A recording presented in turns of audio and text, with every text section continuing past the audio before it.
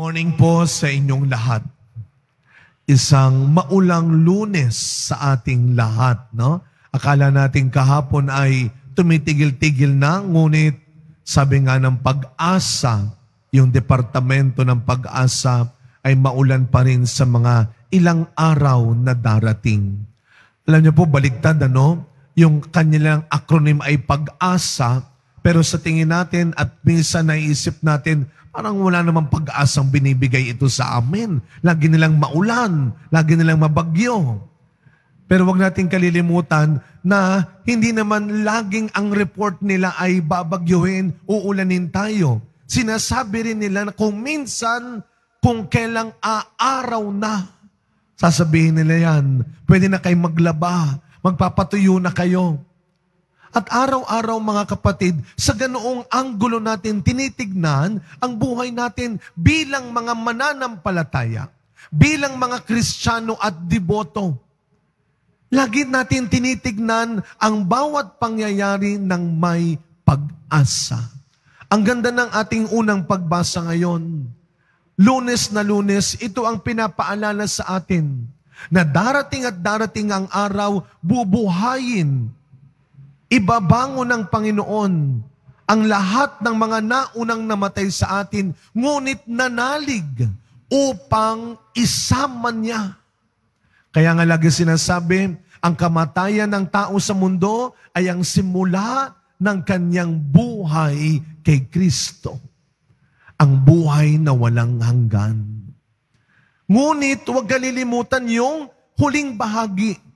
Bubuhayin, isasama silang mga nanalig sa Panginoon.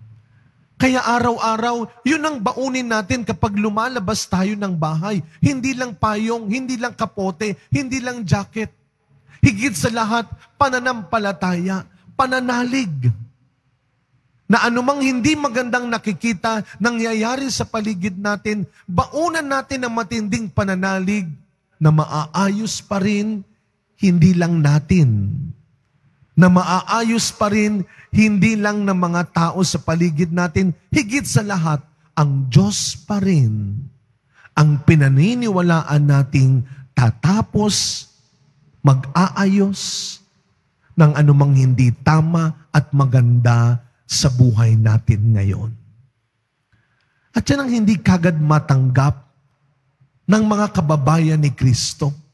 Sa ating ebanghelyong narinig ngayon, umuwi siya na sa Nazaret, kung saan siya lumaki, kung saan siya nakilala ng kanyang mga kapitbahay.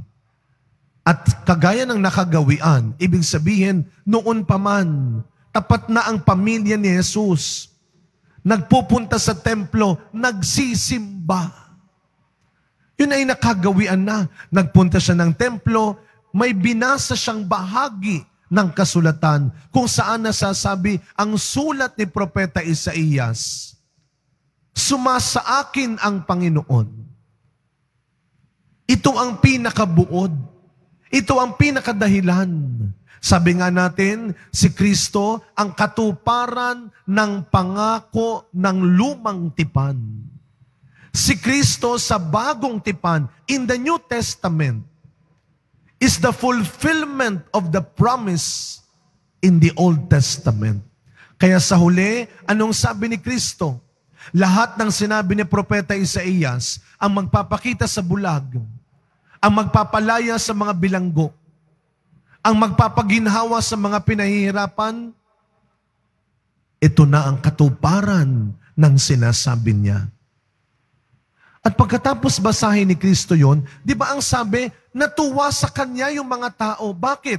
Sapagkat alam nila, naririnig na nila ang mga ginagawang kababalaghan ni Kristo. Kaya ano ang sabi niya? Ano ang sabi nila? Baka naman pwedeng gawin mo rin dito yan. Total naman, kababayan mo kami. Taga dito ka, di ba? Di ba ganyan-ganyan ang ugali natin ngayong kuminsan? Kapag kababayan mo, kapitbahay mo, kamag-anak mo, ang nasa isip mo, dapat una ka. Meron ka rin. Pero mga kapatid, bilang mga Kristiyano, Huwag nating kalilimutan, hindi sapat na tayo ay magkakakilala lang. Hindi sapat na tayo ay magkakadugo lang. Ang hinahanap ni Kristo ay ang pananampalataya ng bawat tao. Hindi ang relasyon, lalo na hindi lang ang koneksyon ninyo. Sa pagkapatuloy na misa natin, mga kapatid, sinisimulan natin ang isang bagong linggong ito. Hindi para maghanap na naman ng mga koneksyon sa buhay, mga kakilala, mga kaano-ano na akala mo magbibigay ng ikalalamang mo, ikahihigit mo. Sa misang ito, ipagdasal natin na sa bawat pagsisimula ng araw natin, relasyon kay Kristo, pananampalataya kay Kristo, ang baon-baon natin. At magagawa natin yan kung katulad ni Kristo, sumasa atin ang Espiritu Santo. Amen.